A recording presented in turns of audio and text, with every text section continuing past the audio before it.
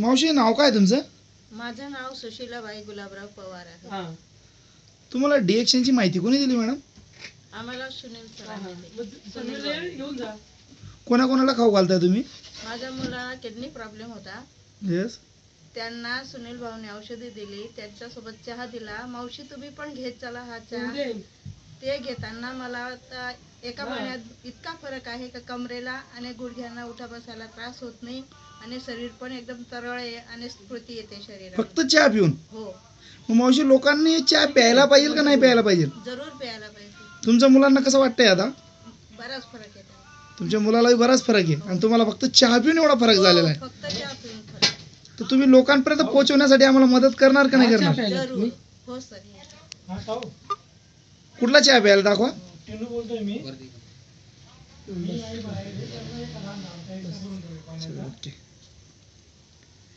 काय केलं?